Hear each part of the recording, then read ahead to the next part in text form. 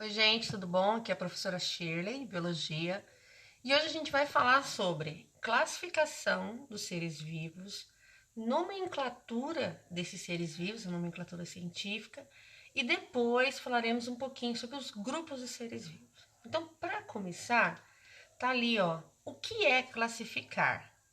Então, classificar é separar em classes, é distribuir em grupos, é determinar uma ordem, e já há muito tempo o homem ele sentiu necessidade de organizar os seres vivos, de classificar os seres vivos. Então você imagina como é muito mais fácil para nós estudarmos esses seres vivos, reconhecermos esses seres vivos nas mais diversas regiões do planeta, quando eles estão classificados, quando eles são organizados. Agora, deixa eu passar. Para a gente classificar esses seres vivos, a gente precisa utilizar alguns critérios. Então, como eu disse, o homem já vinha há bastante tempo tentando classificar os seres vivos. E lá no passado, eram utilizados critérios como útil ou inútil para o homem, se é terrestre, se é aquático, se voavam. Então, foram critérios que não caíram muito bem e essa classificação nunca ia dando certo. Somente em 1735, deixa eu vir para cá, depois eu volto. Em 1735, esse carinha que está aí do lado, chamado Carl von Linné, também conhecido como Linneu, ele criou um sistema para classificar os seres vivos baseados nas suas semelhanças. Então, deixa eu voltar lá. Eu coloquei aqui, ó. Quais foram os critérios? Aqui, os aspectos externos, né, que é a morfologia, características fisiológicas, ou seja, como funciona o organismo desses organismos, questões metabólicas, né, como eles conseguem energia, né, qual é a forma de alimentação, e semelhanças genéticas, e isso mais recentemente, né? Mas lá naquela época, em 1735, quando Linneu apresentou esse sistema de classificação e ainda não se sabia sobre as questões genéticas, nem tinha tecnologia para isso, quais foram os critérios utilizados? A semelhança morfológica, ou seja, a semelhança externa, e as semelhanças fisiológicas, como esses organismos, como o organismo deles funcionava.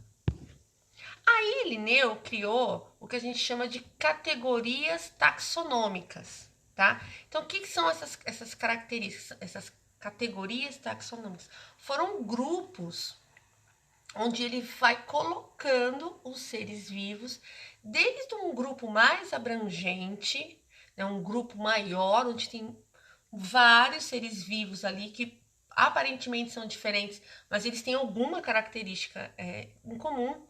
E aí essas características, essas semelhanças, eles vão aumentando, aumentando, e esses organismos vão indo para grupos cada vez menores, menores, até chegar na espécie, tá? Então, a taxonomia é essa parte da biologia que organiza, que classifica os seres vivos nesses grupos. Existe aí uma relação, né, do parentesco evolutivo, que tem que se tomar em consideração, e as características comuns. Deixa eu voltar aqui nele. Bom, então, quais foram essas categorias taxonômicas que o Linneu criou? Reino, filo, classe, ordem, família, gênero e espécie. Então, em reino eu tenho um grupo, né, com muitos organismos, e a gente vai ver na próxima aula, são 5 reinos na natureza. Então imagina tudo que existe, toda a diversidade biológica do planeta, e divide em 5 grupos, né? Então são grupos muito abrangentes. E aí, conforme as semelhanças entre esses grupos, entre esses organismos vai ficando maior, eles vão formando filos diferentes, eles já formam diferentes filos, diferentes classes, muitas ordens, inúmeras famílias, inúmeros gêneros até chegar na espécie. E quando eu chego na espécie, eu tenho uma semelhança tão grande com os outros organismos que são considerados da mesma espécie que eu. Deixa eu vir aqui. Ó. Que nós somos isolados reprodutivamente. Então, o que isso quer dizer? Bom, eu faço parte da mesma espécie que vocês. Como eu sei disso? Bom, porque nós somos semelhantes na forma, né, na nossa anatomia, maneira como os nossos órgãos estão dispostos, na nossa fisiologia, a maneira como o nosso corpo funciona é a mesma, sistema digestório, nervoso, hormonal um pouco diferente de homem, né, de fêmea e macho. Mas de maneira geral, tirando essa questão do gênero biológico, né, do macho e da fêmea, todo o resto é semelhante, funciona do mesmo jeito. Mas principalmente nós, humanos, né, organismos da mesma espécie, nós somos isolados reprodutivamente. Isso quer dizer que a gente só consegue cruzar e gerar descendentes férteis quando a gente cruza com um organismo da mesma espécie, tá? Então ali, ó, grupos de populações intercruzantes, tá? A gente consegue cruzar. Nós temos identidades genéticas únicas, né? Então, por exemplo, nós temos todos os humanos, tem lá os seus 46 cromossomos, tem as proteínas que nós produzimos a partir desses cromossomos. Então, a gente tem uma identidade genética. Nós somos isolados reprodutivamente. E aí a gente consegue evoluir independente de outras espécies, tá? Então, isso aí, o conceito de espécie, ele muda dependendo da literatura que você busca, né? Mas de uma forma geral, a gente consegue determinar organismos da mesma espécie, aqueles que têm semelhanças externas e internas e que são isolados reprodutivamente. Bom, agora que eu falei sobre a classificação, vamos falar um pouquinho sobre a nomenclatura científica. Então, eu disse que lá em 1735, Linneu ele apresentou uma maneira de classificar os organismos, criando táxons, né? Criando grupos, desde o mais abrangente, que são os reinos, até chegar na espécie. Mas ele também ele apresentou uma maneira de dar nomes para esses seres vivos, né? E ali tá as perguntas, ó, por que nomear, né? Qual a importância dessa nomenclatura científica, né? E Linneu ele cria regras para dar nome para os seres vivos. Por que nomear? Para evitar confusões, para estabelecer um padrão, para ser cientificamente universal.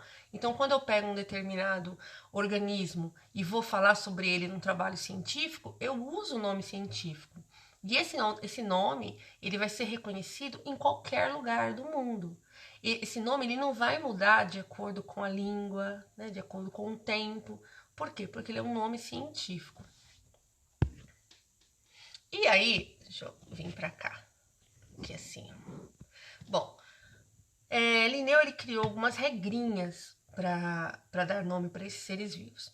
A primeira dela é que ele tem que ser escrito em latim. E por que o latim? Porque o latim é uma língua morta, é uma língua que não é mais usada. Lá em 1735 já não era mais usada. E por isso é uma língua que não vai sofrer interferência do tempo, né, das mudanças que a língua vai sofrendo ao longo do tempo. Os nomes científicos, eles são binominais, ou seja, dois nomes, tá? O primeiro nome, ele se refere ao gênero, tem que ser escrito com letra maiúscula, e o segundo nome, com letra minúscula, ele é o que a gente chama de epíteto específico. Ah, professor, então quer dizer que o primeiro nome é o gênero, o segundo é a espécie? Não. Espécie, o nome da espécie são os dois nomes. Os dois nomes é o nome da espécie. O primeiro é o gênero. E o segundo é o que a gente chama de epíteto específico, tá bom? Ah, e tem aqui, ó, tem que estar em destaque no texto. Então, quando o texto é digitado, ele está em itálico. Quando está escrito à mão, ele é grifado, ele é sublinhado, tá? E aí eu coloquei um exemplo, tá? Um exemplo de nome científico aí para vocês verem. Tá ali, ó, Rana ibérica, tá? Vamos dar uma olhadinha ali, ó. É binominal, tá até separadinho, tá vendo? O gênero de azul, o epíteto específico de laranja. Tá escrito em latim e tá em destaque no texto. Um outro que eu separei aqui é o da nossa espécie, Homo sapiens, né? O primeiro nome ali é o do nosso gênero, letra maiúscula. O segundo é o epíteto específico, letra minúscula. Eles têm que estar em destaque no texto, no caso aí está em itálico, tá bom? Então é bem tranquila essa questão da nomenclatura científica. Então, recapitulando, seres vivos foram classificados a partir dessa classificação de Linneu. é chamada de sistemática, né? Uma maneira de você classificar os seres vivos, em grupos, desde o mais abrangente, reino, até o mais específico, né? Que é a espécie, onde os organismos ali são tão semelhantes que eles são isolados reprodutivamente, né? Ou seja, só cruzam entre si, geram descendentes férteis, né? Quando é ali da mesma espécie. E Linneu também criou essa maneira de dar nomes para os seres vivos, utilizando 2 nomes.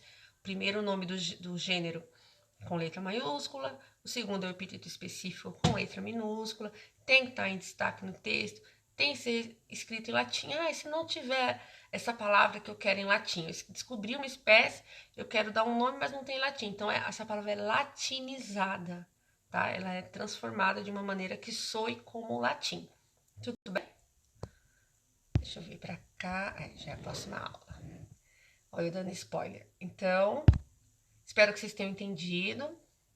Vamos utilizar essa aulinha aqui para poder responder as questões que eu vou deixar, tá bom?